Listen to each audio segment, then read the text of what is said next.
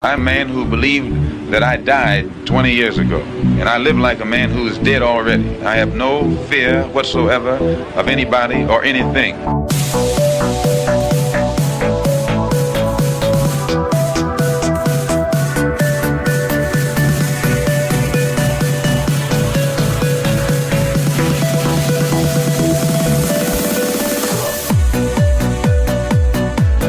Gary Webb. I am an investigative journalist, and in 1996, I wrote a series of stories entitled Dark Alliance, which was about CIA involvement in drug trade.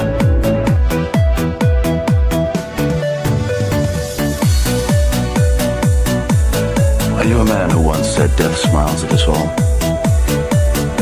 All a man can do is smile back. We've opened Skull and Bone, the secret society. It's so secret we can't talk about it. What does that mean for America? The conspiracy theorists are going to go I'm wild. sure they are. I don't know. I haven't seen the red Number 322.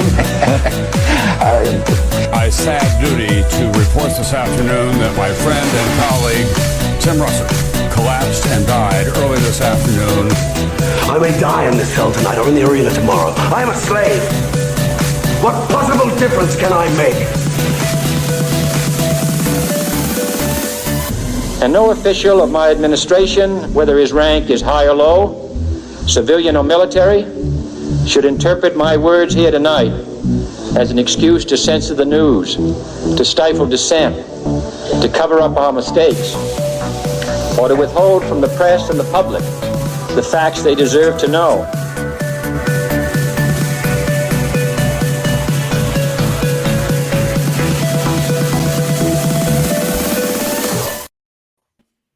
What the fuck is up, guys? Welcome to another episode of Already Dead with Jose Galison and Austin Picard. And today we have Christina with us.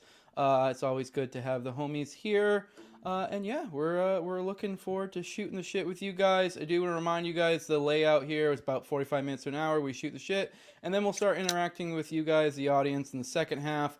I will put out a phone number for you guys. I'll put the banner up later. Or maybe I'll throw it up here in a minute so you guys can get it dialed up. And then we'll take your calls later on. But yeah, we're just shooting the shit for now. Hey, Christina, it's glad to have you back on the show. I thought maybe it would be under a worse situation, when I booked you. But it seems to have resolved itself. I don't know if you want to tell the audience about that. Yes. Yeah. And I love your intro. I just have to say that was so cool. Whoever put that together, that was freaking awesome. I love it. At the thin line 1, 2, 3. He's the shit. Yeah, that hype, that edit gets me hype. Yeah. I always forget Yes. Michael Hastings is on that edit, and like Michael Hastings was a crucial part of basically my red pill, and as far as like when I read The Operators, my God, like that radicalized me.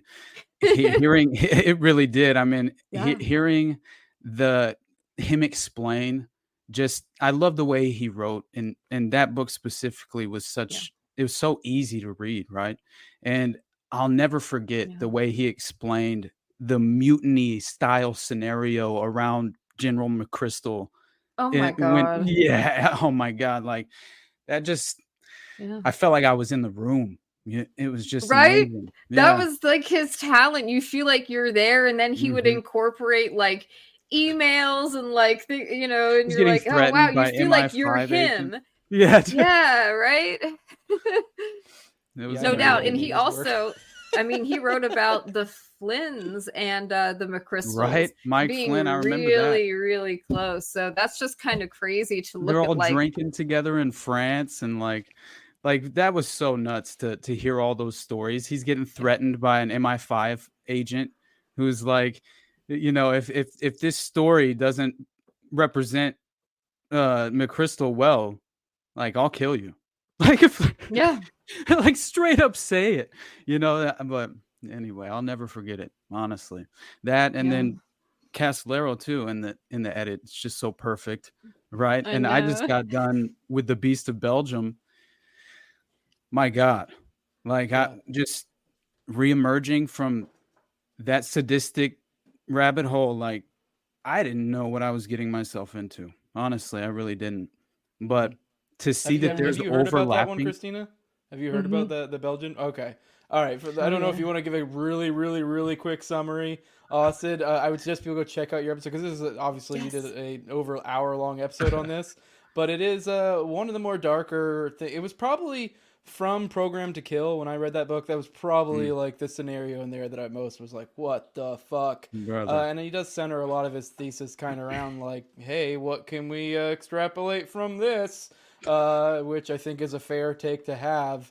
But I don't know if Austin, you want to give like a really quick rundown of what that was. I might touch on it later, but we can let Christina talk about go ahead, Christina. About some things. I just didn't want to say, hey, the Beast of Belgium, and everyone's like, what the fuck are you talking about? Because it's this insane story that most people have no idea about. Definitely bad. But go ahead, Christina. Yeah, definitely check it out though. But yeah, I mean, we thought when we first booked this, I had my documentary official Twitter account had just been censored, and the timing of it was kind of suspicious, not to throw shade on any of the people at The Intercept or something, but it was right after they put out their long piece on the FBI informant Steve Robeson, who was a key architect in the Whitmer case. And I made, a video rant, and my Twitter account was taken down within like a day or two, and no explanation as to why. And it's so strange because that account we've had it for over a year at that point, since January of 2023. So we paid for the blue check each month. Like I even paid for the X ads to promote the trailer for the documentary. So like we spent money with them, never had a problem with them. People tried to tell me that it was just the algorithm because of like the title of the documentary, which is just ludicrous. And no, it's at K&K Film on Twitter. It doesn't have any naughty words in it. The title of the documentary is Kidnap and Kill, but when you look at what people are saying on the platform, people use those words and they don't just get automatically tagged and taken down. And it also said, so we got no email. There was nothing saying, oh, you did an offending post or something, because we hardly use the account. I used it to put out the trailer for the documentary, to put out a couple updates. And like, sometimes I would go through court documents and maybe make like a post or something, but I didn't really make a lot. Like I didn't use it frequently. It hadn't been used in probably months when all of this happened, but there's no email. There's nothing saying what happened, but it said when I went and tried to log into it, it said, after a careful review of your account, we have determined you violated our rules. So I appealed that, and I never got any kind of response to the appeal. I got nothing that said, this is what happened, this is why we took it down. No explanation. So while that is going on and I'm trying to appeal it, I was posting online and trying to tag people, and like I'm tagging Elon Musk, I'm tagging X support. What's the CEO lady's name? Linda Yaccarino, I think. The WEF lady. Yeah. I'm tagging her, and then I have I'm really lucky that I have like a great audience that is very they're very engaged. So if I try to rally the troops and say, hey, look, it looks like they're censoring my documentary before it comes out, I had people willing to just tag these people all day for 2 days in a row. And it was so weird because we got a couple larger accounts to signal boost it, and Elon never responded, but he was being tagged so frequently. I just cannot imagine he didn't see it. And then just quietly after 2 days in the middle of the night, they restored it. And an ex-employee said, it should be back up. That was it. Just, it should be back up. No explanation. People were asking, well, what happened? Why was it taken down in the first place? No response. It was just very quietly restored. And I'm like, that is so strange. And then while this was going on and we were waiting for it to be restored and it was being censored, I did hear from other people who responded to my post, letting people know what was happening. People who had also made independent documentaries that said, oh, this just recently happened to me too. And so I'm thinking there's something afoot where certain people are being targeted in it. I don't know if it's certain keywords that you're using, but we were talking before the show started with some of these big research accounts on Twitter just disappearing. Boltzmann videos, a big researcher that I'm sure people are familiar with, just gone, and no explanation, which is, it's chilling. I mean, I feel like if I wasn't lucky enough to have my posts about my documentary get signal boosted enough to where it obviously was causing them problems after 2 days long. I mean, it got over I want to say 200,000 views and lots of retweets, lots of people asking what's going on with this? You're supposed to be a free speech platform. If we weren't able to do that, I feel like it wouldn't be restored. I think they only did it just to shut down the backlash they were receiving. But for smaller, people who aren't able to amass that kind of support, that scares me because we won't even hear about it. They wanted to censor my documentary before I could even release it.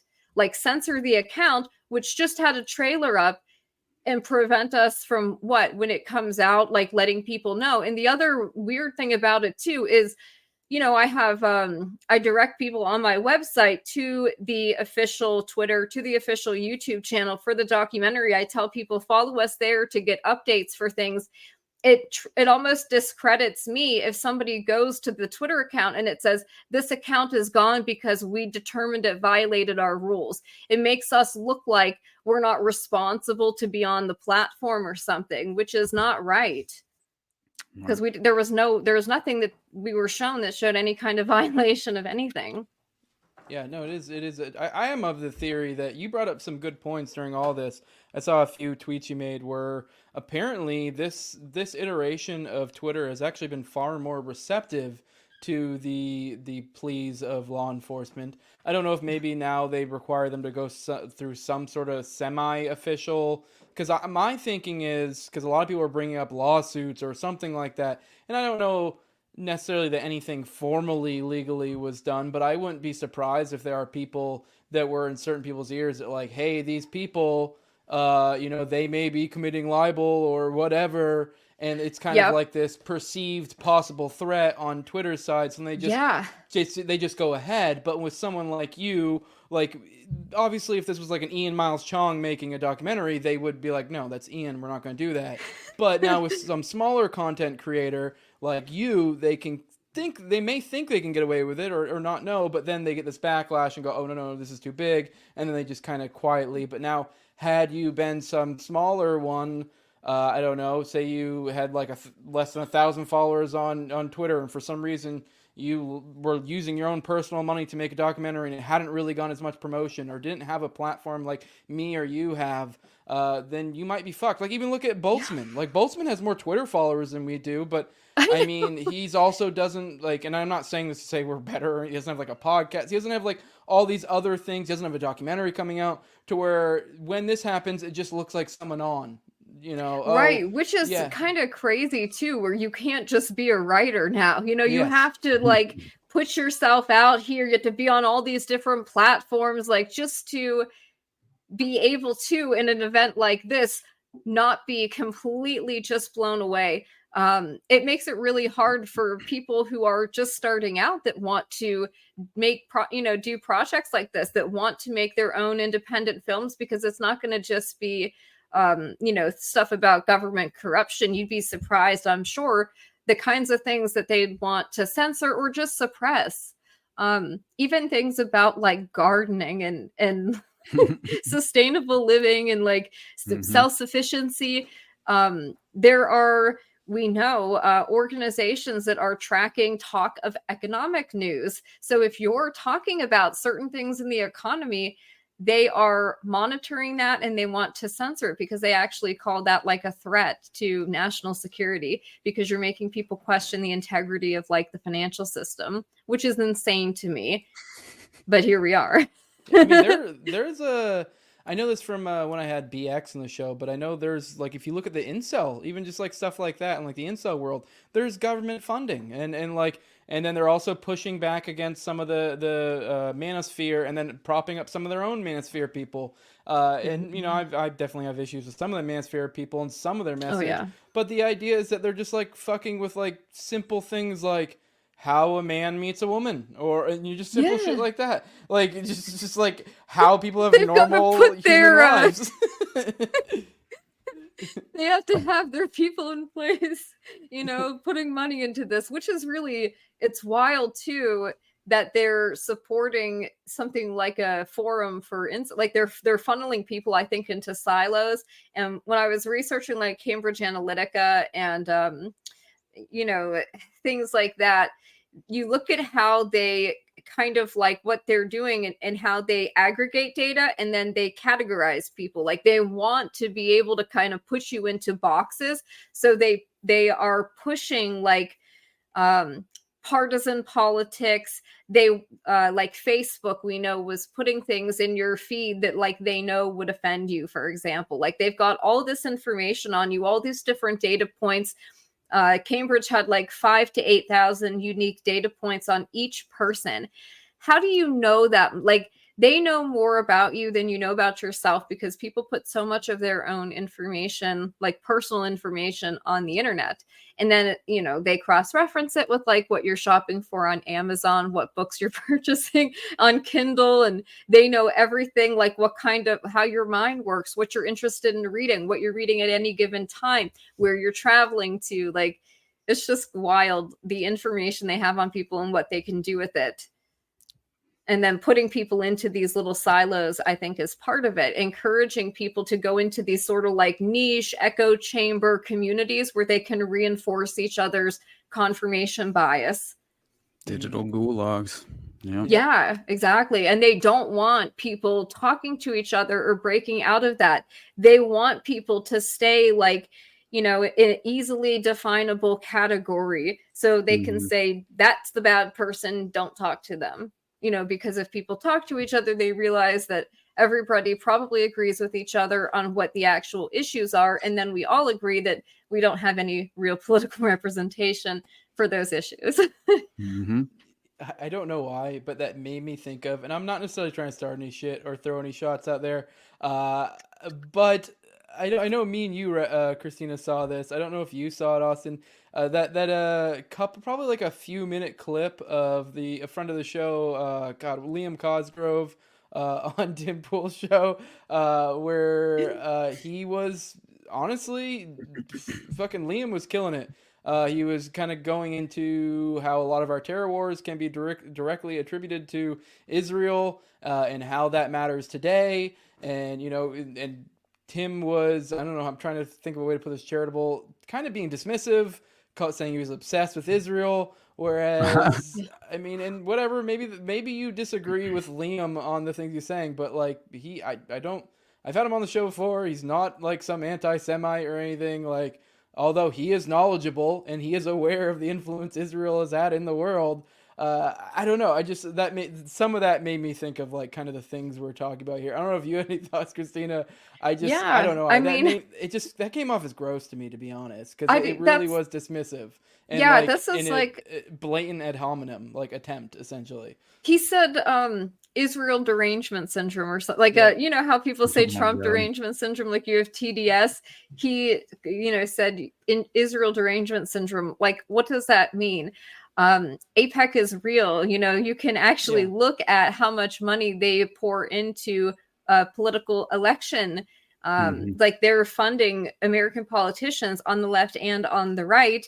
And in exchange, they're getting something in exchange for that. Like they're not just funding people's campaigns to the tune of millions of dollars without getting a return on that investment. And it's obvious what that return on investment is when we see things like the unanimous standing ovation Bibi Netanyahu gets in Congress for 2 minutes straight of just clapping like seals. You know, that's the one thing they can all come together on. You have Josh Hawley saying, oh my gosh, I actually have to read this because I thought it was like I didn't think it was real, but I double checked.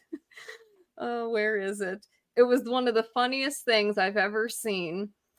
Oh, come on. Where'd it go? Okay, here it is. He says, "You'll have to carry me out on a slab before I compromise on my defense for, this foreign country in the Middle East."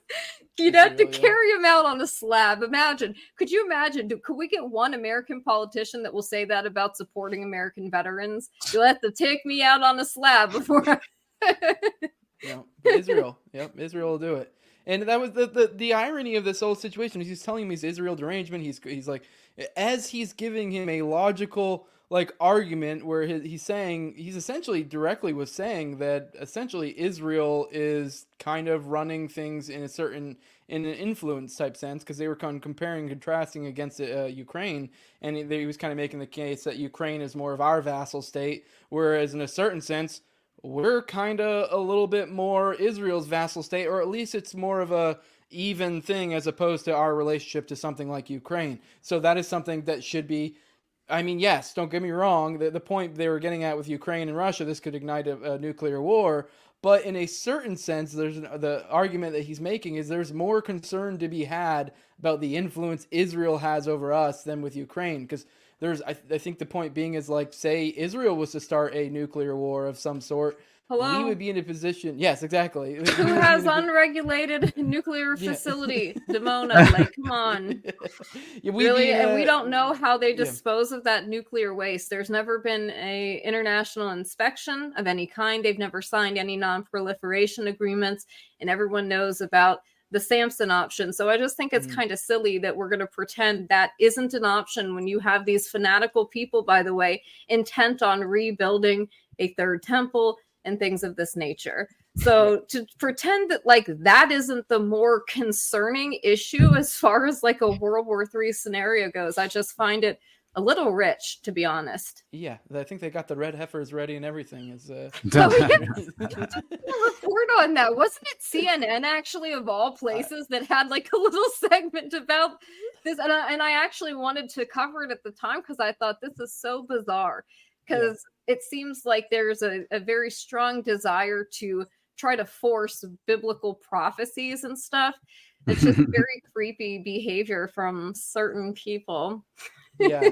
I know. I went on a bit of a rabbit hole with the whole tunnel Jew thing a while ago, and I learned a lot more about the Jewish faith, and it was really weird. What were they called? I can't remember what they're called, but the specific people that were Chabad Lubavitch, I believe. Chabad Lubavitch. They're a messianic. Well, the Rebbe. There's a qualifier to it when you say Rebbe or something. I don't know. It's like a qualifier to this when you say it's a messianic movement, because it's some say it is, some say it's not. There's clearly some sort of division in that church about whether they believe that the Rebbe was the Messiah or not. Mm-hmm. But in a certain sense, it's the messianic movement, and the Moshiach or whatever they call it, right? Yes, and the creepy thing about that is that would indicate, and they seem to be getting riled up lately, some sort of end times type thing. It also is, when you look into previous incarnations or previous messianic movements within Judaism, usually there's some sort of component of interplay with the law.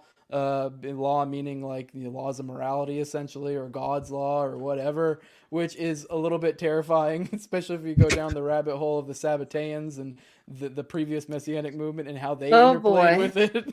Yeah, Jacob Frank. So I'm not even saying that's happening, but it is all these things going off, and you're like, oh, that is very concerning. Oh, it's creepy. And Chabad, let's just say, if you study, intelligence networks, old school intelligence networks, Chabad is clearly running some kind of international espionage operation, with a religious group as cover for it. Certainly that seems to be the case, at least the perception. Yeah, no, it was weird when I was digging into that, all the connections that place has, because it kind of came off on the surface level when that happened. It's just some synagogue somewhere, you're like, no, this is the synagogue. And they're very powerful. You look at the people who are associated with it, like Cory Booker, Chuck Schumer, you've got a lot of powerful people associated with Chabad. Jared Kushner, I mean, I don't know if you saw it today, but Jared Kushner apparently was talking about how Gaza would make great beachfront realty or something. It's just such a bizarre thing to outright Robert say. Maxwell was, I believe, a Lubavitcher, and then also recently there was reporting that I guess Ghislaine is supposedly says she is now, but I guess it sounds like it's kind of a sham because you get like a whole bunch of hookups. She wants the kosher prison. Now she's a part of Chabad. Yeah. Well, they actually have a prison ministry. Yep. Of course, which is again interesting for espionage. You know, when you think about, that's interesting. You've got the ability to just go into these prisons as like religious advisors. You know. All right, I want to bring up this rant you did because I think this perfectly segues into one of the main things we wanted to talk about today. So let's just play this real quick. We got it up. All right. Wing politicians and some of the things they say here blow my mind. They claim that, right-wing politicians and right-wing news have tried to use the case to prove that the Justice Department has been quote-unquote weaponized against conservatives. They say despite a decades-long public record proving the opposite, that's not true at all. Not only do we know that there's lots of evidence of this, I would ask Trevor Aronson, have you never heard of Ruby Ridge, Waco, Oklahoma City? Have you never heard of Schaefer Cox? Were you not aware of what happened at Bundy Ranch? Have you ever heard of the base? Did you ask why there's an intelligence operative that created it? How about the 09A and Joshua Caleb Sutter, longtime FBI informant? How about the FBI being a silent partner in a satanic, you know what kind of group, Martinet Press, publishing horrific things? How about the fact that the Proud Boys was littered with informants? How about the fact that the vice president of the Oath Keepers was a longtime FBI informant set to testify that suffered a heart attack the day before he was set to testify at Stuart Rhodes' trial? How about that? You never heard of that, Trevor Aronson, Eric Von Dusen? You never heard about Lois Lerner's IRS targeting the Tea Party? You never heard of Spygate? You never heard of the FBI putting symbols on a list like the Gadsden flag, a cartoon frog, the Betsy Ross flag? You didn't hear about that? You didn't hear about the FBI spying on parents at school board meetings? You didn't hear about the FBI targeting Roman Catholics for attending Latin Mass? Oh, none of that exists, huh? We're just going to claim it's all made up. Okay, please. This is my issue with you guys. And I'm telling you this as a colleague. I am giving you constructive criticism so you can look at your own implicit biases and start asking yourselves these questions. Unless you just know what your job is, which is to act as some type of containment valve for the intelligence community when they want to pretend that they're exposing themselves. All right, that was probably the coolest rant I've ever heard. And I did you did that like thing right there. I did that for those. I did the meme from Invincible. I shared it, and it was like, look at your own implicit biases. I was the going meme where off. he's like just beat the shit out of his kid. That was awesome. Yeah, I was going off a little bit there. Sometimes I go a little too hard. I felt bad after that because you were right though. I was reading that article today. For those who aren't aware, the Intercept covered this stuff, and I mean, you're right. Whether they mean to or not, listen. Okay, I'll address this. I'll just say this. Yeah. I'm glad they published the piece. I think it's fantastic. It's good because they have a different audience and readership who probably isn't willing to look at the work of somebody like myself, or they wouldn't by choice stumble upon it. You know, studies have shown that left-leaning people only follow people that think like them. Like on Twitter, the opposite is true for people on the right. They tend to follow a variety of people from the left and right, so they're exposed to more of a variety of opinions.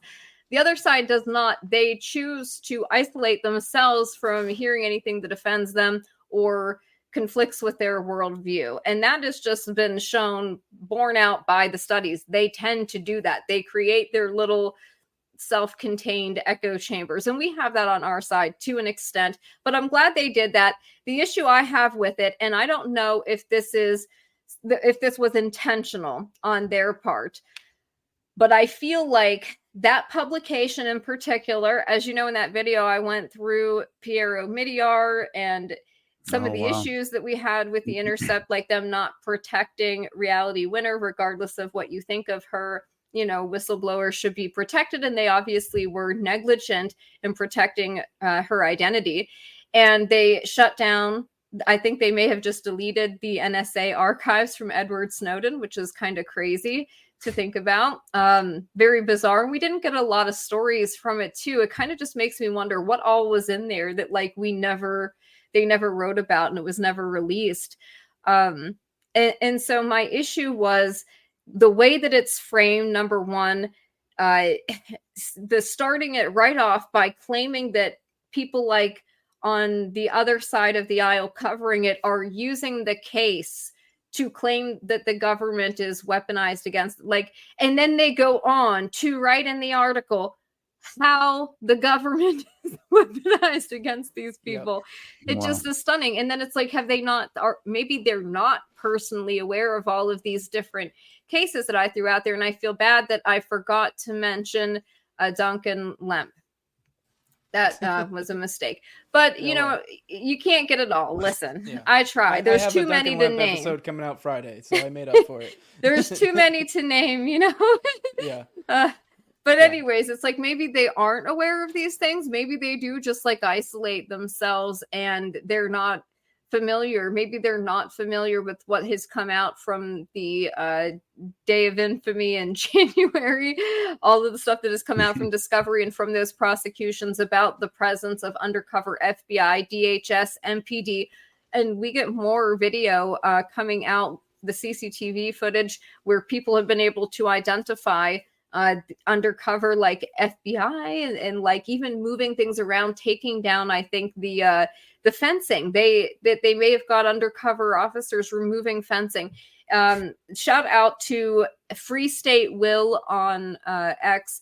Follow him if you're not following him. He's a great person for following all kind of news on that. He's representing himself pro se, and he has forced them to disclose tons of information. Like, he's been really smart in how he's pursued things. So I recommend giving him a follow. He has gotten access to some of this footage, and he's gone through and he has like identified these undercover agents. He puts their name and puts the video clip up. So it's, how can you look at all of this stuff and then say, oh, there is no connection to Jason? Like, they come to that conclusion in that article. They say it's a, conspiracy theory to think that the FBI could have had some kind of involvement on J6. And then they go on to talk about in detail how the Whitmer case was multiple plots. They acknowledge Frank Butler, who I've talked about, the Virginia target, and how they were trying to get him to K&K Ralph Northam. They included additional details about, I guess, the attack plans that the informant Robeson was offered to provide the use of a drone to go after the governor's vacation property in North Carolina. They tried to get a BLM activist to assassinate the Attorney General of Colorado. Same undercover FBI agent, Agent Tim Bates, posing as Red in both of these different things. So they acknowledge, like, oh yeah, the Whitmer case, a lot of the people involved in this were corrupt, this informant. It also, I felt like in a way it was trying to engender sympathy for Robeson, the informant, saying he was used by the FBI. And it's like, no, actually he wasn't. He was given access to a database of Americans. You didn't talk about that in your article. You don't talk about the cover story he and Dan both have about how they became an informant, where the evidence is for that predication of why they became, threats, these vague threats and chatter they heard that they just weren't able to document. And we just have to take their word for it. Their lies, the fact that they said in their criminal complaint signed off by Richard Trask, the wife beater, he signed off on saying that the informants didn't know about each other, a lie. And he said that they had independently verified everything that Robeson had said. First of all, they said he had no criminal record.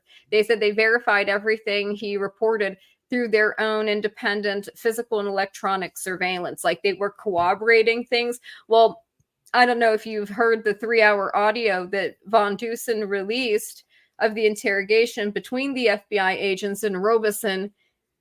It's very clear what was going on the entire time. I mean, when you just listen to them say, like, we have the power, we know we're coming from the position of power, and all the crap that they were saying is just amazing. Absolutely amazing. It sounds like a manufactured operation to basically, while they're already using the media to paint this picture of domestic terrorism as such a threat, as well as the Merrick Garland, right? You remember when all the parents are going to the school board meetings, and now they're domestic terrorists, right? And it just, to me, sounds like modern day PatCon all day long. And we already know the sensitive informant program existed. Right. I mean, no mention of that in the Intercept article. No mention of PatCon. No real examination of like. And they didn't mention Jesse Trinidad once. No. You know, that would be nice. No mention of people who had been talking about all of the, like I had been saying all of this stuff, and they're like confirming it in these FBI documents, but they don't say. They say it's something like supporters of the defendants had started uncovering things. And it's like, really, supporters of the defendants? Yeah, that came off as, I mean, I'm by no means a journalist, but I've read plenty of, limited hangout. I've noticed, especially when you're dealing with one of these stories that has so many different nodes, I don't understand the idea of not linking to other researchers' information, because I feel like it's helpful for the reader, it's helpful for you, because this way, like, yes, you still have some sort of level of, I need to explain this so it's explainable, there's explanatory power for the audience, but there might be some things that I don't need to go into, but are still important information, and I can link to this other researcher's work, and they can dig into it deeper if they'd like to, and get a deeper understanding of the specific node of this story. And there's so much to a story like this that would make sense to do. So many of these different aspects of it, instead of, feeling the need to hold it up within their own article every little bit, they can link to others, and that doesn't necessarily mean you're advocating their entire body of work or everything that they like. But I would easily, if I was writing a piece, I would link to some lefty or whatever if they were, hitting on similar research stuff that I was. For example, we were talking about Booty earlier. Booty's more of a lefty. He is. Like there's some political stuff I see that I don't agree with, and whatever, I just keep it moving. But he had amazing threads, like especially on OKC research stuff, and I appreciate him for that. And I would, when it was appropriate, I would tell people this guy's great for this, and that way they could get that information, because that's what I value. And that's what makes sense to me. If you're having a similar thing that you guys are researching, why not refer to other people? That doesn't mean you have to have every bit of their. But I will say on the idea of how it was kind of like, oh, there's people being conspiracy theorists. The irony of saying that and you brought up like external research information people could look up on their own, but even just self-contained within this article, if this article existed in a vacuum, reading it and then coming to the conclusion that we should just give this much leeway to the people involved, that, like that we shouldn't just have these that we should have these inbuilt presumptions, like these are the people, and then on top of it, that had the irony to it, one of the writers is Trevor Aronson, who wrote Terror Factory, which, to add another level of irony, that very book itself makes the thesis throughout that we have these issues with Middle Eastern terrorists, and now we're doing all these informant things, and this is getting out of control, and they're contriving terrorism, and then the book ends on, and look, we have this awful domestic terrorism issue, and this is what this could instead be being used for that. I mean, that might not be the most charitable explanation of what he gets to there, but that's essentially kind of what he's saying. Like, hey, we have this actual real problem here, and this is going on for this fake problem we have over here, and you're like, Jesus Christ, you just aren't fucking getting it, or you're willfully, not getting it. But you understand when you listen to them too, that Trevor Aronson has media training. He's given professional TED Talks. He's kind of like the guy that covers fake terror plots. He wrote the preeminent book, The Terror Factory, that everybody references when they want to talk about these post 9/11 hoax cases. Everybody refers to that one book because that's kind of all there is, right?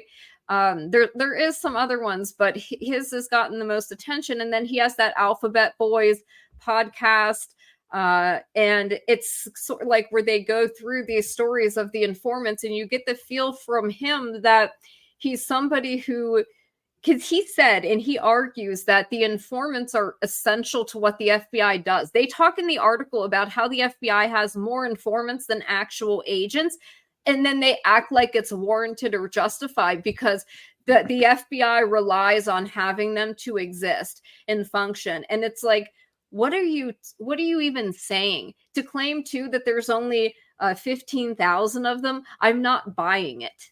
Like, I think there's a hell of a lot more than that. And who are you relying on to give you those figures anyways? The FBI is self-reporting. So, okay, let's just take them at their word, right?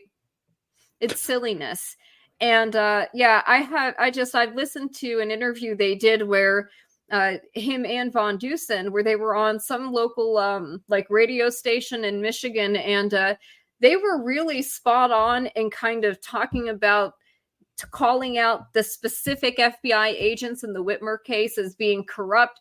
But then they go into like, they think the Wolverine Watchmen were terrorists. Like, they're saying, oh, the FBI had them on a terror list. Why? Because some snowflake reported them like cocking a gun before they went into a hardware store. You think that warranted them being on that watch list or something? And then they go, oh, well, they accept the FBI's premise, right? Which is, this is coming from an interrogation of the agent and the informant, where he says, so did a bunch of DTs Shanghai your training, or were you training DTs? So they present a dichotomous thing to Robeson, and the reason for it is in the interrogation, it's not as if what they're saying is being presented for the truth of the matter. They're all engaging in a self-serving conversation they know is being recorded. Robeson he's at least halfway through. He's aware, like, he starts to figure out what's happening. It isn't just a friendly meeting. They're all lying to each other, though, back and forth. And I reject the notion that there was any kind of actual DT group or threat here. You had a bunch of guys that were being trained by an FBI informants and actual undercover agents who were running them through the shoot houses.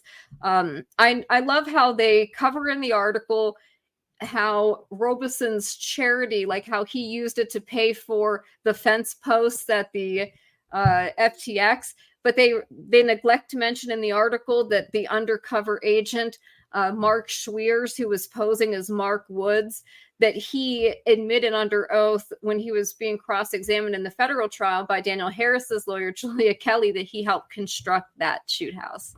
So why are they acting like there was a real, oh, I'm concerned that the FBI is taking people that they put on a T watch list and then training them in close quarters combat? That was something Von Dusen said. I don't know if he's familiar like with firearms culture, and that could be another issue.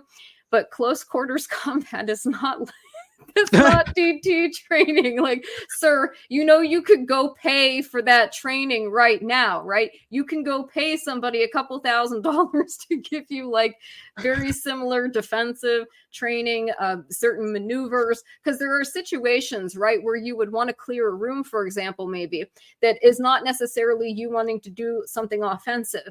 You may be training for a scenario thinking that if there's an emergency in the future, maybe an EMT happens, right? Power goes out. We're in sort of like a lawless situation.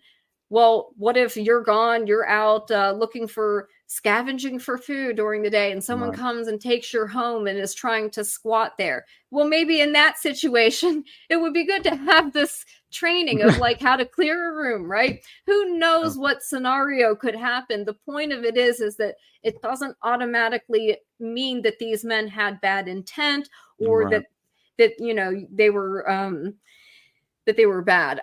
And so it's just, right? Yeah, like I do agree with the assertion that they took a bunch of guys that were in an online prepping group rolling around drunk in their backyard, shooting at targets and, and then actually turned them into sort of like a militia and gave them tactical training and gave them a operator, a veteran operator from Iraq as their leader.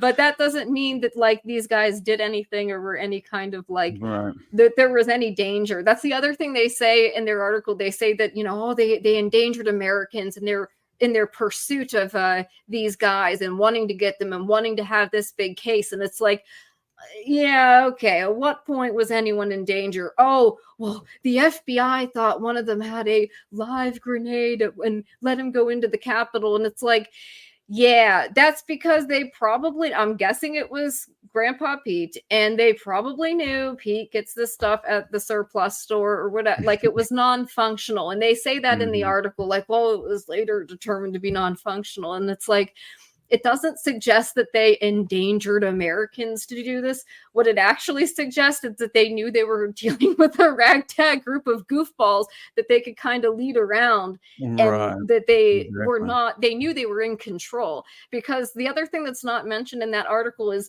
while that's happening, and they do say that the FBI did, and I have been accurately reporting this, tell them to stand down, open the doors, and let everybody in when they went into the building in Lansing at the event. They waited through the COVID screening for like an hour. They waited in line to get their temperatures checked. Wow. Oh, wow. That was very scary. Well, the FBI had people like stationed all around the area. They've got Dan who's wearing a live wire. So if something happens, like Dan can tell them immediately. And they've got drones flying overhead. They're in communication with her security team. And it's so ridiculous because there's the picture of them all lined up against the wall with their, they've got on their full kits and they've got their firearms and stuff.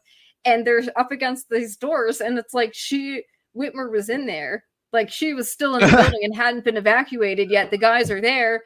And if they wanted to do something to her, they probably could have, but they didn't. And then they used something like Pete making a comment about, oh, let's grab her when they're taking her out the back or something. Like, yeah, he said, okay, these guys said dumb stuff, but like they didn't do anything. You kept trying to make it happen. To me. Yeah, well, and then to frame it as like, oh, they're endangering America, like to admit that that's entrapment. Then to tell them to open the doors and let people in, you are admitting then that you are entrapping these men. And they also use that event to pass legislation, which has been passed that now means you cannot carry in the Michigan Capitol anymore. Of course. So they've passed legislation based on what we now know to be a manufactured event. Of course. My God. Didn't the same head of the FBI field office in Detroit during that time with the Michigan Fednapping hoax, wasn't he also then just promoted to lead the Washington field office in DC? Right. Like which just again, before J6, not mentioned. Isn't that what happened? Not mentioned in that Intercept article. Absolutely true. Stephen D'Antuono, head of the head of the Detroit field office. He was the special agent in charge. They call it the SAC of the Detroit field office. He was promoted on October 13th, 2020 by Christopher Wray himself. The director of the FBI promotes D'Antuono October 13th, 2020 to be the assistant director of the Washington, D.C. field office, which of course he is there overseeing another suspicious scoring of my God. And it's just, but to then argue in that article that it's a conspiracy to think that there could be a connection here, That's and to the not conclusion of the article. not include that in the article, I feel is a disservice to your readers that you're not giving them the full context and like the full picture there. And again, it could just be that like they don't know because they didn't seek that information out, because maybe they have their own, like I said, people have different viewpoints. They look at things from different angles, and they may have been coming at it from the angle of, yes, these guys were bad and they were in a trap, but they were bad or something. Like, I mean, maybe that was, and I don't want to put words in their mouth. So I just, I have very I agree with a lot of the information that was presented in that. I just have very like different ways of seeing it and seeing how that goes together. Right. Yeah, definitely. I mean, I think it's a good thing, but I do think it's whether intentional or not, it's kind of essentially serves the purpose of a limited hangout, but hopefully we can burst through that narrative. All right, we're going to transition now to the audience engagement or call-in portion of the show. We actually have someone in the queue right now. Give a little word to our sponsors real quick. Fox & Sons Coffee. Use Jose at checkout to receive 15% or more off your order of 30 or more. www.foxandsons.com. Not just an advertiser, he supports people like us getting this sort of stuff out. Started his coffee as a way to support the times, to honor the times he spent with his dad, and to pass on the knowledge he learned from his dad about entrepreneurship and just good times with family onto his kiddos. It's good stuff. I had a little bit before this. It's too late now to be drinking coffee. I'm getting old. I can't really be drinking it this late in the day and go to sleep here in an hour or so. But I had some about an hour ago. Really good stuff. Drinking their, I think it's their electric boogaloo, or it's boogaloo's in there for sure, which is ironic considering the topic today. But yeah, but definitely go support those guys. Use Jose. Let them know I sent you over there. Good coffee, good stuff, good people. All right, we have Cody in the chat. I do want to let you guys know. I think I may just start paywalling the video ones. No one really seems to want to use the video ones, which I get, because most people don't really have like a setup going or don't want to show their face or whatever. But I think I'll probably keep it a Patreon perk. So this is I'm assuming this is a patron. I'm about to bring him on. I will also right now. I'm going to bring up the let me see if I can find it. I got to find the banner for the. I'll deal with that while we're talking to Cody. But I'll bring up the number for you guys to call in a second and open the lines. Hey, what's up, Cody? How you doing? Hey, what's up, guys? Love your show, brother. Appreciate it. What's up, man? You got any questions for any of us? Yeah, I was gonna ask you guys if you know anything about Fiona Barnett. Ever heard of Fiona Barnett? No, I don't. You want to tell us about it? Well, my friend told me about her, and she alleged that, we were talking about deep underground military bases and things that happen in those, and it was about... You might know what I'm talking about. It's a long story, and I don't know where to start to get into it, but it was mostly my question's about Watergate. That was like a precursor, my question, but she alleges that Richard Nixon... sexually abused her as a child. I'll say she was trafficked throughout. She started in Australia. She was trafficked in the UK, throughout the United States, basically all throughout the West. So I thought, Austin, maybe you had some kind of idea what was going on with Watergate or what. Dude, honestly, like I was reading about these, like basically what happened is that when the Church Committee investigations took place, and MK Ultra was exposed, and Mockingbird was exposed in certain ways in the early 70s. They pretty much what happened is they created this private intelligence network instead, so they could go underground and continue these operations unabated with no congressional oversight whatsoever. And they utilized not only cult groups, but like secret societies like Opus Dei and like the Knights of Malta, right? Like it's honestly insane that, and it's all traces to Henry Kissinger. Nixon are a part of it, as a part of this as well. But I found it very insane as far as the way that they were utilizing this private intelligence network. Pretty much, like, it wasn't just PatCon and MK Ultra that went underground, right? At this point, it was all the most nefarious and sadistic black ops you could ever imagine. They were now going to attempt to accomplish and pursue these operations in this private network that was entirely underground. And so Gladio was much more than just like the fact that there are overlapping threads between Gladio. Condor, Operation Condor was basically just the Southern American, or I mean South American version of Gladio. That's all that it really was. And so when I found out that this underground Belgium fascist network that is entirely connected not only to Marc Dutroux and the Beast of Belgium, they're also connected to Danny Casolaro and the Octopus. They're connected to these exact same secret societies that so I found this crazy, because the best way to basically introduce this, I would say, is that John DeCamp, John DeCamp from writing the Franklin cover-up, right? And he, so he was urged by William Colby, who was a member of Le Cercle, which is entirely connected to the Belgium network that I was just mentioning, that they had Wackenhut employees, that were operating on the Cabazon Indian Reservation during the Danny Casolaro Octopus investigation, which they weren't only like testing biological weapons, they were testing like esoteric weapons and very advanced weaponry at this Cabazon Indian Reservation. They were using members of the Gambino crime family to commit assassinations and perform execution hits.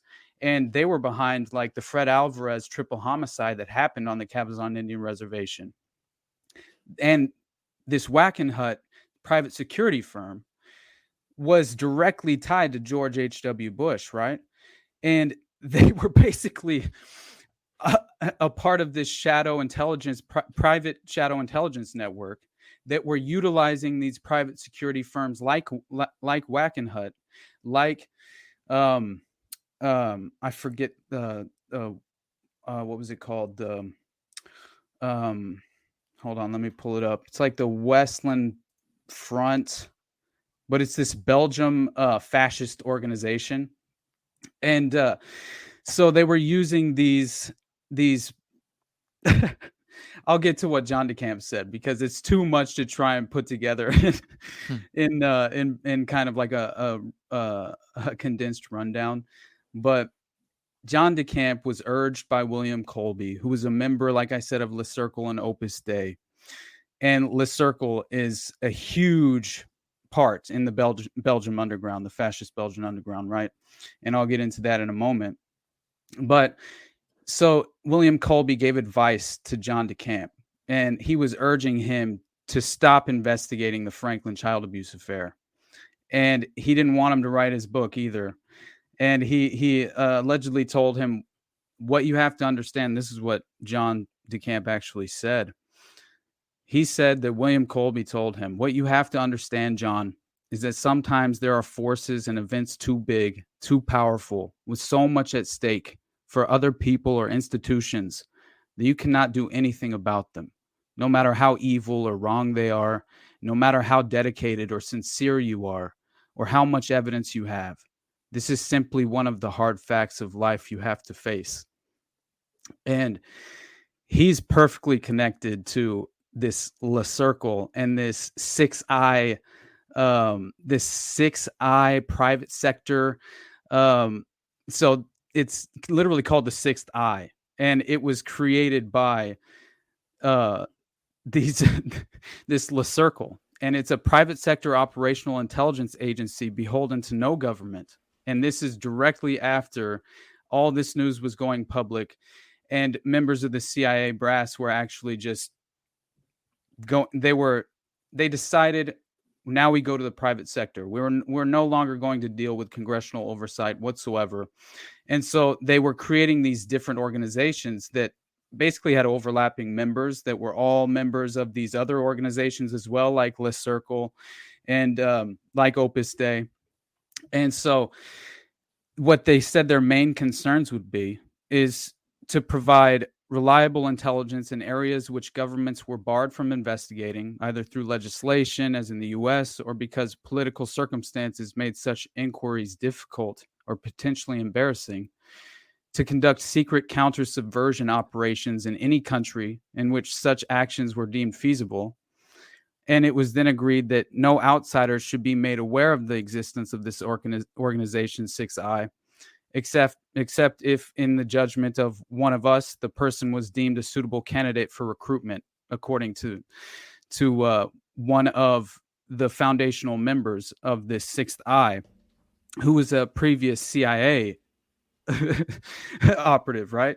So anyway, it's often claimed that these private intelligence, that the privatization of intelligence was the result of the increased congressional oversight, which, like I said, and so like Le Circle and Antoine Bonamason Center, and probably I mean honestly, there was a long list of how many of these organizations actually formed at this exact time, and they had so many connections to the giant stay-behind networks of Gladio that, and Navy CIA Task Force 157, which also had no congressional oversight virtually. And what is the craziest thing to me is that when I was probing into the Dutroux affair and Marc Dutroux, the X dossiers that came out right after Judge Connerat was taken off the case because he was actually investigating the Dutroux affair. He had actually saved 2 girls that were locked in the basement at the time by having any sort of moral foundation and wanting to honestly investigate this case, which is why he was removed. But during the X dossiers, 2 of the most prominent names were Paul van den Benens and Baron Benoit de Benvoisin. And those guys were specifically named in the X dossiers as being like the most sadistic abusers, right? And also that they were organizing events with members of the Opus Dei, Le Circle, and the Stay Behind Gladio network at these castles in Belgium, where they would then have these, like, they would have cameras set up and you had to pay, and with a VIP list. And it was Jeffrey Epstein's scenario, right? And when you look up Jean-Michel Nihoul and you actually probe into his background, and you find out that Marc Dutroux is once again just middle management, and Jean-Michel Nihoul is actually the organizer of the kidnappings. He's actually carrying out, and Jean-Michel Nihoul is directly linked to Le Circle and directly linked to a prime minister of Belgium, right? And they are named in the X dossiers. When you look at the X dossiers and read them in detail, I've never in my life read something, and I've covered some dark subjects, right? But never in my life have I read something and had such a visceral reaction. Like I read the details of what Regina Louf claimed happened to her in this network, right? And she was X1 in the dossier. And I honestly, man, like, I turned away from the computer and it was just like, fuck no. Like, I can't even handle reading the last 3 sentences. It was so sadistic. And it was Paul van den Benens and Baron Benoit de Benvoisin who were a part of this sadistic abuse.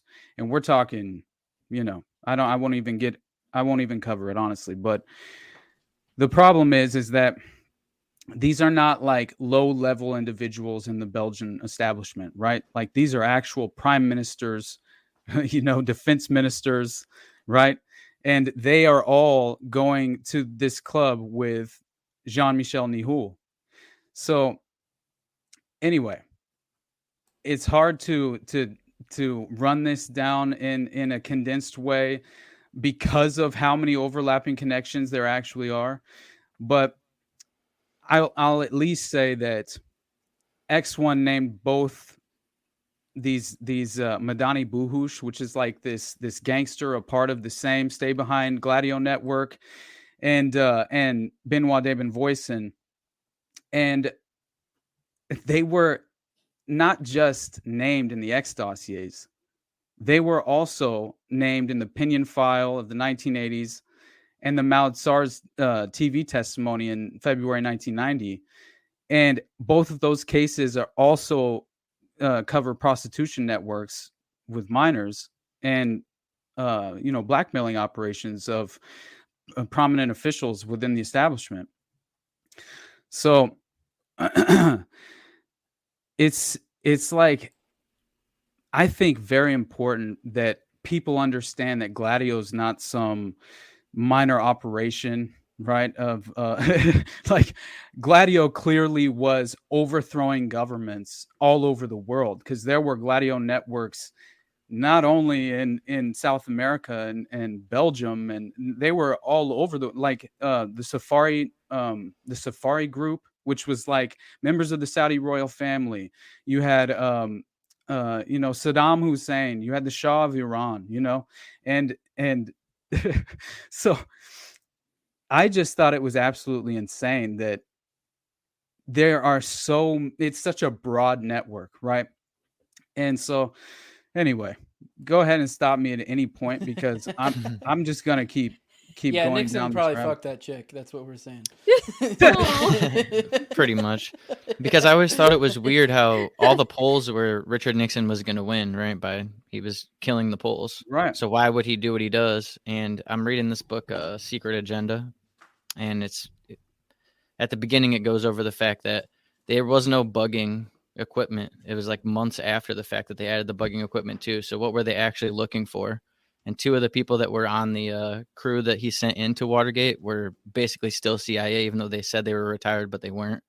So there's just a lot of weird shit going on. I just started the book. I'm in the first 40 pages, so it's pretty wild. I know Nick Bryant's writing a book. I'm not sure if it's out yet, but he's writing a book about Watergate for sure, and I'm excited about that one. That's exciting. Yeah, the Watergate, Iran-Contra, like Nexus, type area, right? After the octopus, and a lot of other stuff that I've looked into. It does seem to like an octopus kind of tie into all these different things. So I think I might be looking into that soon. Well, I appreciate it, Cody. You have any other final thoughts? Who was that again? You said, because I might want to look into Fiona Barnett. Fiona Barnett. Okay, I may look into that. She said she was abused by Richard Nixon, the UK prime ministers, just wild shit. But yeah, she's from Australia. All right, well, appreciate you supporting the show. For those who want to do this Patreon thing, patreon.com/Jose2020. Appreciate you, Cody. Thanks, guys. Lines thank you. The lines are open. You guys can pop in at any time.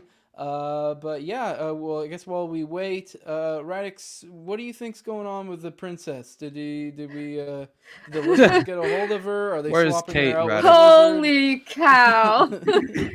No, I am not confident that this poor woman has been located.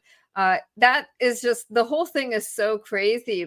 As far as I am concerned, the last time she's been seen was Christmas of 2023 publicly with the children.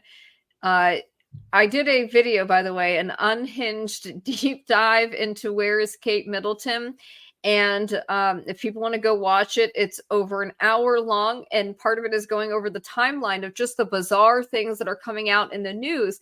And The Atlantic wrote a piece about it, talking about how, in the age of generative AI and deep fakes, we're in the post-truth reality. So I started thinking of what is going on here, right? What's really there's definitely something sinister going on, but we don't know necessarily what it is. And just the crazy stuff, the king having cancer, going into the hospital at the same time as Kate, the ambulance that was seen with the police escort and Prince William's Audi that was right after Christmas, coming from the area where William and Kate had been staying during their holidays.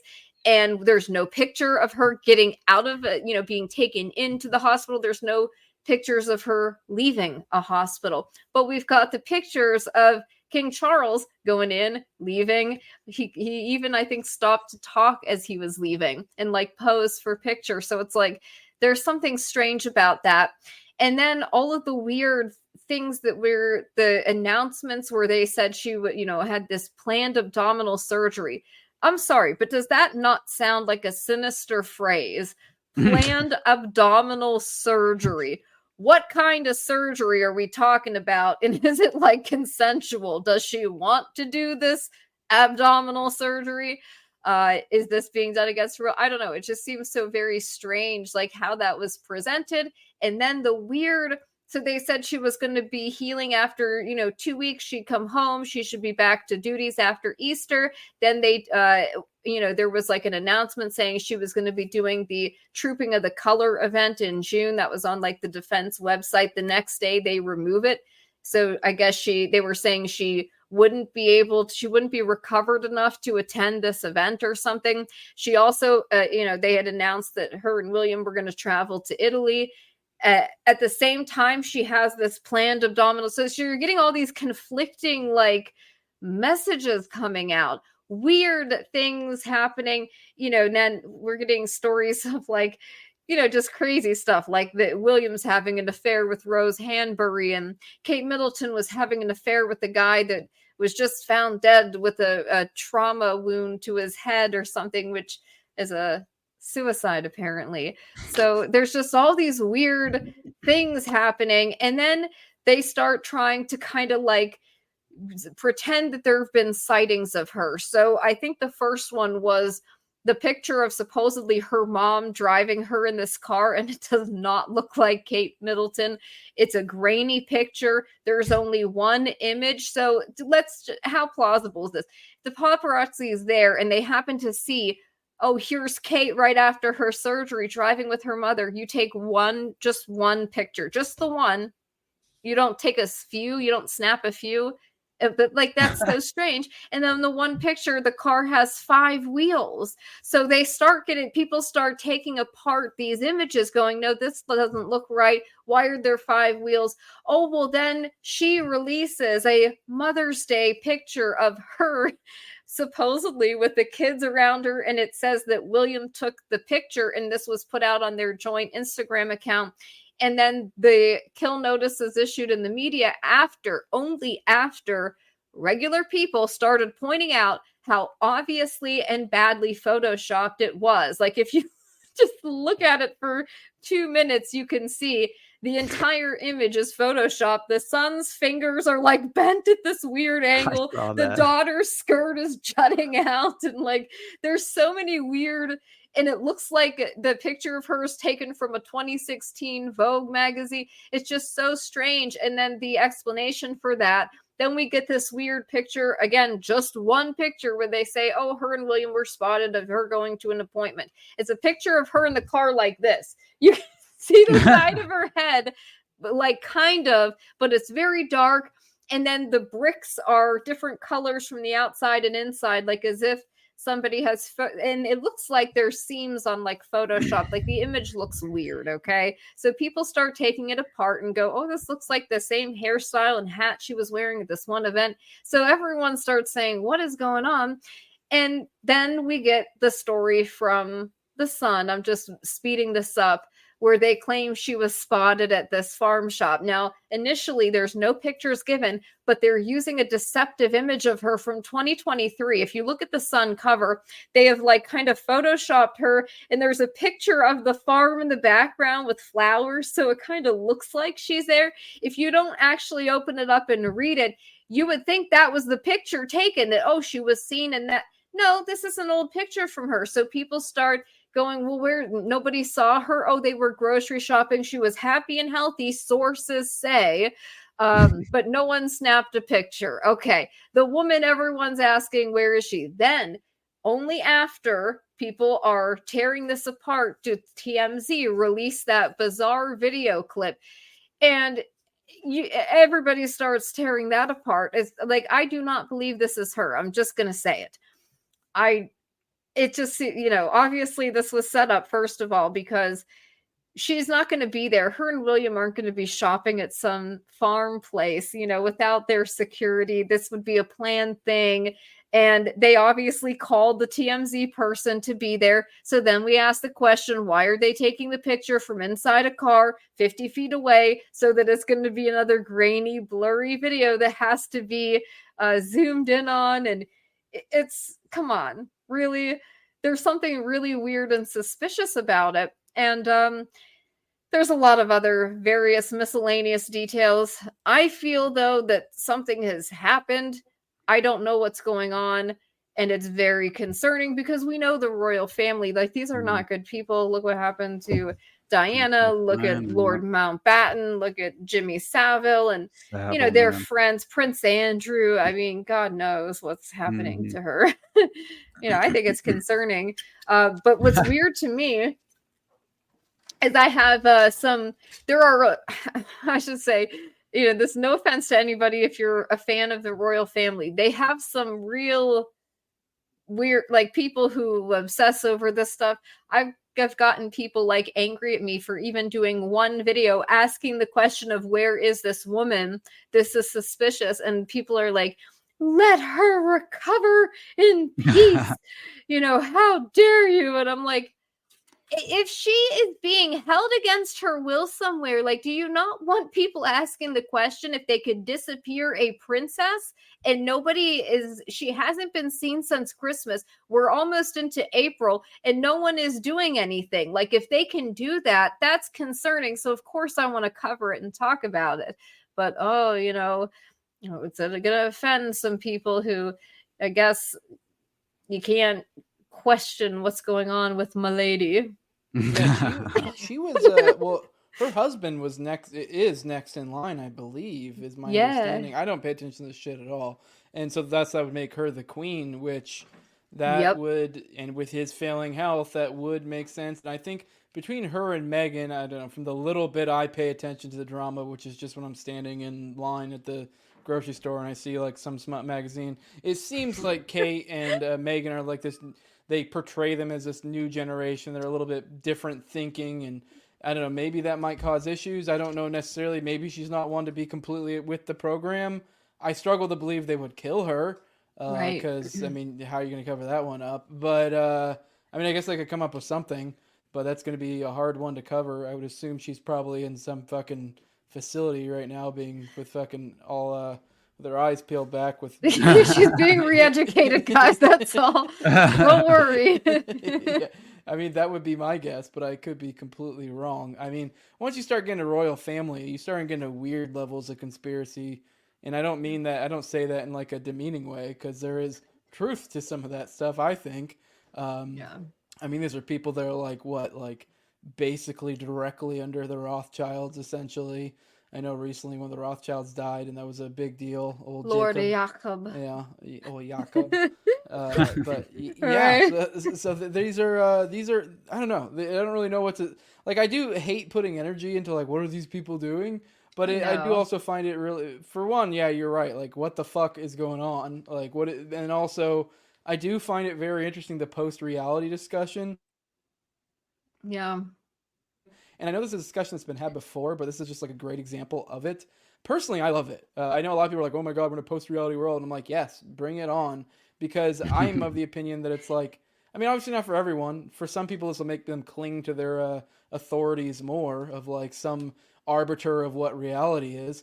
But I think for a good portion of people, this would be like, well, we're at the point to where reality is just like kind of whatever one's whim is, in a certain sense, at least from what you're being fed, at least. So it's kind of like, it gives you more leeway to think for yourself, to kind of interpret the data differently, not take authorities' word for things. Because, I mean, if some random on Twitter can just make up some bullshit, like, for example, we made like a joking war propaganda when the Israel-Gaza stuff was popping off, like Tower Gang.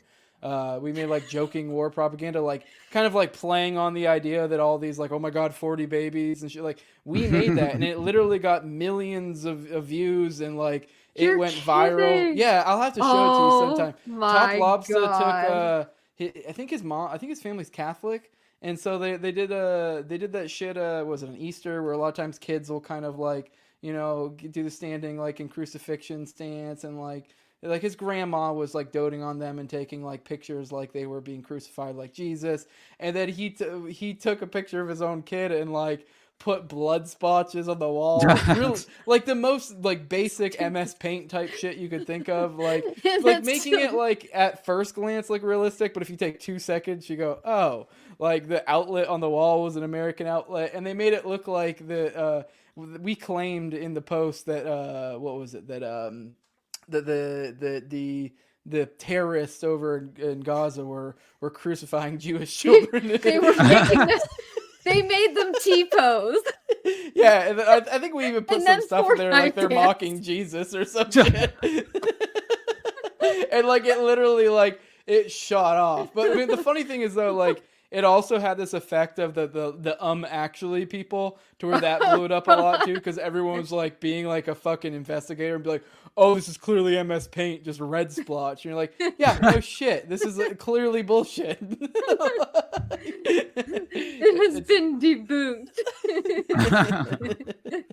Yeah, no, so that's the world we're living in, and I personally I think it's a good thing, and that's why like initially when we were like workshopping that idea, it was like kind of like, well, I don't know, that's kind of fucked up to make up war propaganda, but we're like, but we're literally playing off the joke that like you guys will buy anything, it's clearly bullshit. So and it did. Yeah, it took off. It's a fascinating, I think, experiment, you know, just to test like the parameters of like what gets traction on social media versus what doesn't. Because one thing I have noticed is there are a lot of great accounts that like do great research, and you would think that they'd have a bigger following, but like that stuff has like no views, and then the things that trend online are the dumbest crap, like goes to the it just is mind-boggling.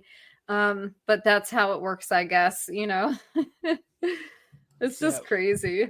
But the post-truth thing, what concerns me about that, though, and the Atlantic article and how it was framed is that I wonder if they're not going to push for more censorship because of this and say, look at all the theories that went out there. Exactly. This caused damage to, you know, the royal family. What I took away from your video, honestly, when I watched it, is like that made more sense to me as far as why this would be.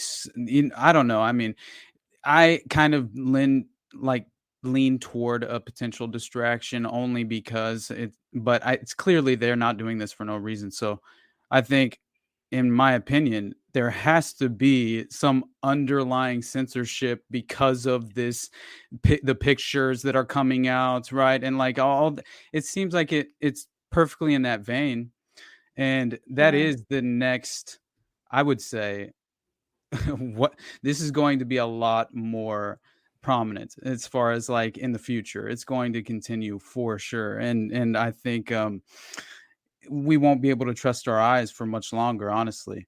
But so it's kind of nice that it's in its infancy to a certain extent, but at the same time it seems like it's more and more I mean, we're going to see like videos of you know, foreign leaders like giving speeches and things that you might not be able to like. How are we going to have a watermark for these videos, right? But I had a question for you, because I thought I was listening to you at some point. I don't know if it was on Tinfoil or somewhere. I was listening to you talk about the Fednapping hoax, and I heard you make mention of who was it? There was Special Agent Jason Chambers, isn't that his name? He's like had some weird tenuous connection to the Boston Marathon bombings. Is that accurate? Yeah, that's Jason Chambers. Oh, shit. All right. Yeah, he worked the Boston Marathon case. No, I have his CV and I've got it on there. Wow. Yeah, and what's crazy about that is that he also was running his own private intelligence company called Exa Intel. And the logo for it looks totally like satanic. I mean, they put this weird Latin phrase that was like, the devil you know, or like the one who knows. It's just so good. It was like very sinister. Wow. What you would expect like a Bond villain to say about their private intelligence company. But we have though like emails of him talking about reallocating FBI resources for to use Exa Intel, his private intelligence company, and tweeting about the Michigan case with an account called Ravaging or something online that was a right-wing troll account, but it was actually being run by Chambers, presumably, and his friends at Exa Intel. And they were in contact with a so-called T in Spain right before they were in communication with that individual, right before they yeeted 13 people. So I find that to be bizarre on its face. And then he also worked the Boston case. He's just a really disturbing person. You can listen to the interrogation of Impala and Chambers interrogating Roby. At some point, I need to go through and give my commentary and explain certain things to people who are not familiar with like what is actually happening there. But you listen to Chambers and he says some very dumb things and in that interrogation. You can tell that they're like Chambers is being the good cop and Impala's being like the bad cop, and they're kind of good cop, bad copping him. But he's a very strange he also used to be in a boy band. I'm not making it up. I'm not surprised. All right, guys, we have over 500 people watching right now. If you guys want to call in, we probably have time for one more call. 941-281-5857. I have Carl in the chat asking you, what is the status of K&K? When are we? What's it looking like right now with the documentary? What's the current status of that? Well, I'll say that I've learned my lesson in trying to estimate how long it takes to produce a full documentary like this. I've tried to give time estimates. We're working on it right now. We're actually working on another trailer, like an updated trailer, because when we first created our trailer last year and put that out, at that point, we'd only interviewed Brandon. So I'd only interviewed one person, and my editor actually put that together in like 2 weeks. And we put the trailer out kind of to fundraise so I could go out and interview all these other people in all these different states and travel and attend these different things.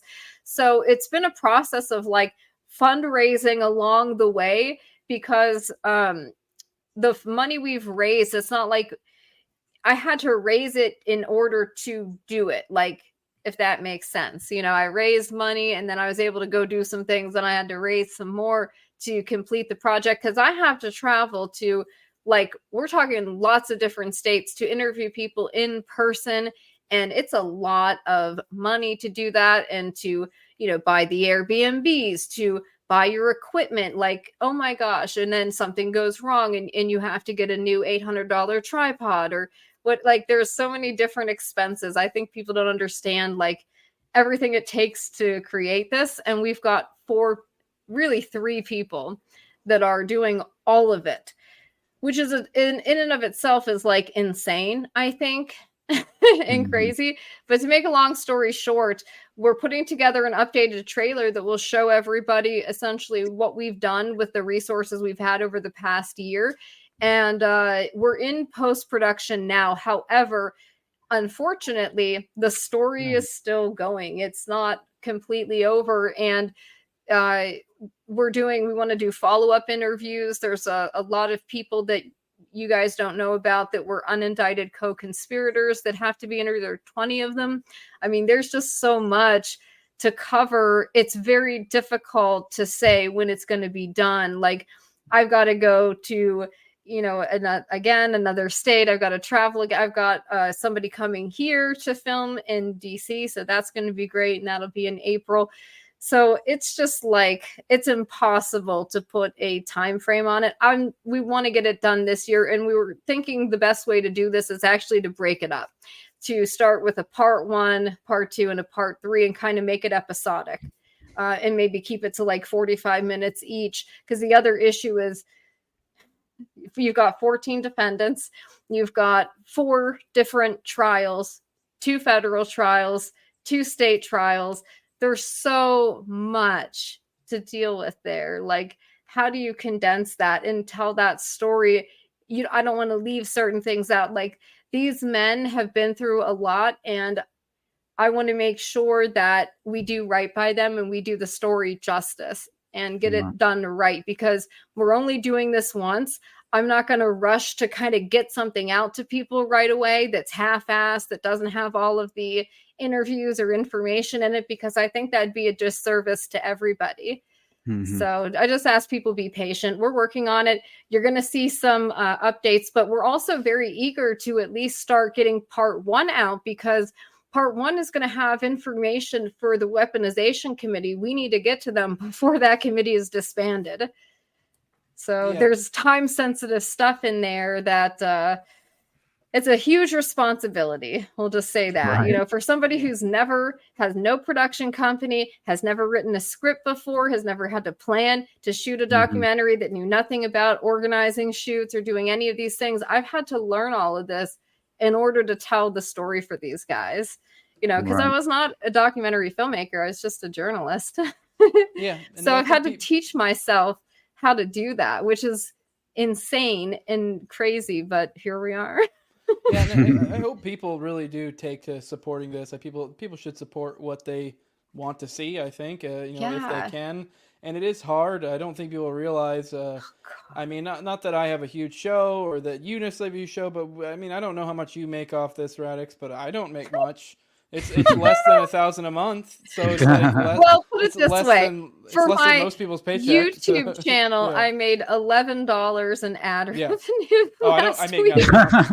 I'm demonetized on YouTube. I lost that a long time ago. Yeah, so we don't make much. So you're leveraging. You don't make any money. And you're basically leveraging future money and kind of trying to keep money, exactly. Use it as you go. Like my family has dumped our own money into this because our cinematography camera is $15,000. Like it took us a year to raise that much money. So like we put our own money into this, and when I've run out of money at times, we've had to put our own money into it. The other thing is it's literally a full-time job. I've been traveling and going to all these different places. This is all I do, but I'm not getting paid while I'm working on it. We have fundraised to cover the costs of the production and travel and doing this and that, but not my time or anything like that. Like I'm not paying myself to do this. I wouldn't do that, but it's the time I spend on it. Like I can't do that. I can't spend that time to work a job where I actually get paid or whatever. So it's just crazy to have to, that's why you have to fundraise for it to keep it going and to be able to do it. It costs money. It really does. Yeah. The stuff is expensive. I mean, my gosh, just the lights, audio equipment, like, I don't know. I don't want to get into it. Yeah, this is why I think people should support editing software, making sure you have a computer that can handle 4K footage and massive amounts of it, because we're dealing with footage from years. So there's tons of it. And, you've got to have good computers for that. And we've been learning these things as we go that, oh shit, my 2018 computer, it's not really working with this, is it? Better get so then there's these expenses that people don't know about that all goes into making this and getting it done in a high quality way, because I'm not putting out something that is like low quality or low budget. I would just as soon do nothing, because I want to do what is the best for these guys and to really tell the story. And in order to do that, it does cost a lot of money. I'm surprised really that we've gotten as far as we have with what we were able to raise. Yeah, and I'm happy you have. I do think it's important people to support at least the good ones, the good content creators, because I mean, as you brought up with this, it's like you're literally having to essentially take your own time. You're not able to pay yourself back. This isn't like a heavy paying thing.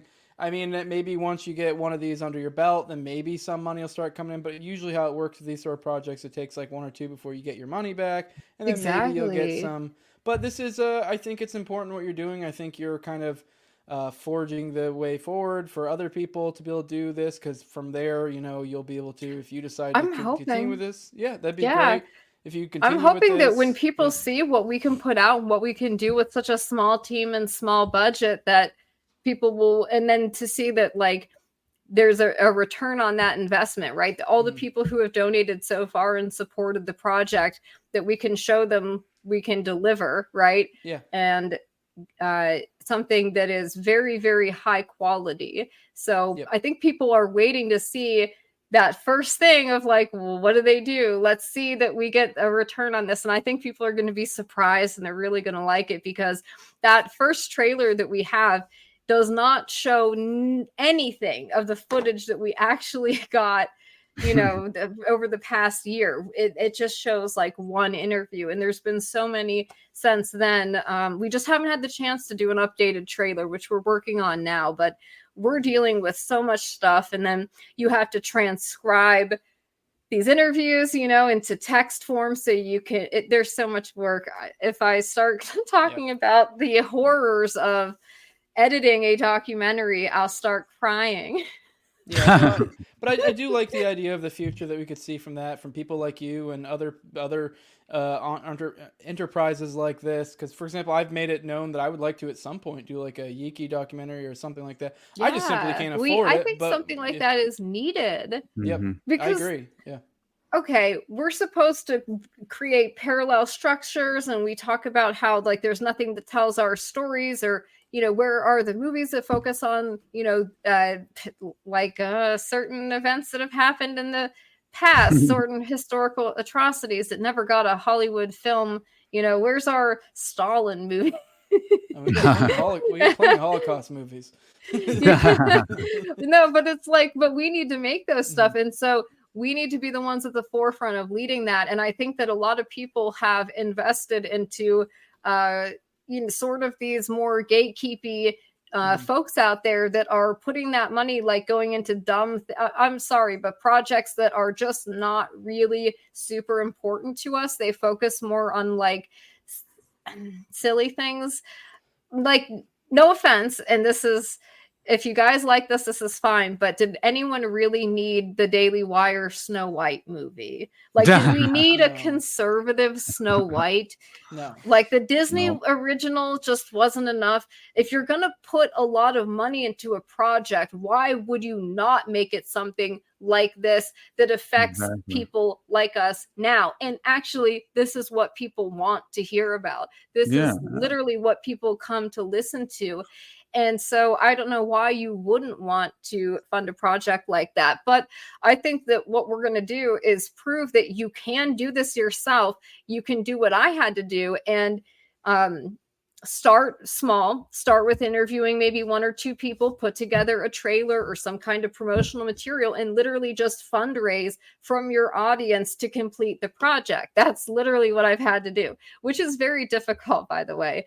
That is, fundraising is freaking hard. Producing a film and getting like your editor the resources they need, if they need to hire somebody, if they need to pay a colorist or a sound technician, they come to the producer and say, I need you to get me the money for this. And I'm like, oh yeah, I'll come up with another $15,000. No problem. Go fundraise that, which is difficult, you know, especially something like this project, which is, you know, it's been a year since our trailer is released. It's hard to keep people interested in the story, to keep it continually in the news, which I also do for these guys so that they're not forgotten. Money that I've gotten that has been donated to the documentary, I've used at times to put money on the guys' commissaries, because we have 5 men still in prison right now, or buy them books, or make sure they have a Michigan law book or whatever. Like, there's so many different expenses I have associated with this. It's not even funny. It would really make your head spin if you were in that position. It's difficult. All right, guys, we have someone calling in. I'm going to bring them up now. Go ahead and introduce yourself, caller. What's up? Oh, hey, my name's Kate, and I actually started listening to you guys. Sorry, my dogs are, of course, going crazy. I actually started listening to you guys because I listened to Austin's podcast, the Underclass podcast. Hell yeah. I'm curious. Can each of you give me a suggestion for like a book that a must-have book that I should have in my library for deep dive regarding whether it's like Oklahoma City or just anything that's kind of like a red pill deep dive. Do you see what I'm saying? Yeah, sure. By the way, I do want to say logistically, I'm not entirely sure if the callers can hear our guests, so far as Austin and Radix. So I'm not sure if you'll be able to hear them answer caller. So I guess I'll probably have you hang up at this point unless you have something else to say. But yeah, I guess we can go around the horn and give our suggestions for books. I do want to actually real quick test it. Austin, say something. I want to hear if she can hear you. Aberration for OKC, right? Yeah, there you go. Were you able to hear them, caller? Not a lick of it. I can hear you, but I couldn't hear off. I may have to figure out something logistically to make that a little bit more smooth because it'd be nice to have back and forth. But whatever, we got the question. You can probably, I'm sure you have it up on your phone, so you'll be able to hear us answer. He said Aberration, the Heartland of the Real by Wendy Painting, which I agree with, and now I'm irritated, so I'll have to let Radix answer next so I can come up with a better answer for the question. But this is going to be a little obscure. Man, I just wanted to say Christ is King and fuck Joe Biden. Talk to you guys later. Hell yeah. Right. I love that. That was a great way to end the call. I would recommend The Octopus book by Jim Keith, where he was trying to pick up on Danny Castellero's trail. I thought that was a great book. Also, Mind Control, World Control by Jim Keith. I feel like he's kind of like just for your own research, kind of like an under-researched person, but I really enjoyed his book, Flying Saucers of the Illuminati, that got into like the My Labs and stuff. I thought he was fantastic, and he also passed under suspicious circumstances, along with the publisher of his work, also under mysterious circumstances. So he doesn't get, called out or shouted out a lot when we talk about like journalists, truthers, people who have passed under suspicious circumstances that have done good work. So I just wanted to throw that out there. Anything by Jim Keith, really. All right. I think I'm just going to cheat a little bit, do 3, because I can't think of a good one. And I'll probably think of other ones later, but Chaos by Tom O'Neill is a good one. I know we mentioned it already, Terror Factor by Trevor Aronson, although we did point out some of its flaws, and it is great for pointing out the infrastructure of like how this works and how you like the mechanisms of like the informant system and kind of how to extrapolate from there. Then what, Aberration, Chaos. Fuck, I had a third one, but I can't think of it now. Oh well, whatever. You'll think of it later, and it'll... There was a third one that came in my head, and I can't think of it now. Oh, Program to Kill. I really... That's a great book.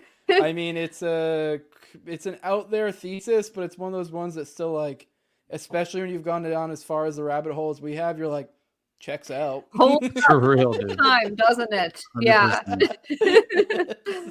Yeah, which I don't even know how to explain the thesis. It is kind of like a thesis being that essentially there's multiple within it, but essentially that there's, kid fucking networks and that they have, and then also the aspect of like serial killers and how they kind of recruit these deranged people, which sounds insane, but when you start looking at things like Operation Phoenix and some of the crazy killers they've had working for them and the fucked up stuff they've done, it's kind of like, well, it's not that crazy to think that there would be like this shadow, side of the, CIA or other, shadowy organizations that have insane shit going on. And when you look at things like Gladio, whether that be in the killing networks or whether that be in, these were also networks set up for moving around, drugs, which, for money purposes for their operations. But then you also wonder like, well, what else could they move around? And then you start extrapolating from all these different things and you're like, oh, fuck, now I'm already at McGowan. Yep. Hard to take that one. Yeah. So, but yeah, I think with that, I think we're at a good spot to end it. Radix, you want to let people know where they can find you at, also where they can support your work? I definitely think people should be doing that. Thank you. KNKfilm.com is the website for the documentary. Just bookmark that. You can find our official Twitter and YouTube accounts there. I would subscribe to those while you can, because who knows if they're going to take down the Twitter account again, even though it's very innocuous. And who knows how long we'll be on YouTube. I mean, we are going into another election cycle, and they do these purges periodically, as you guys know. So the best way to keep informed about what's going on is to bookmark the website, KNKfilm.com. You can also find links there to support the documentary. And you can just follow that. And my Twitter, of course, at NotRadix on Twitter. That's the one I use the most. Awesome. What's up?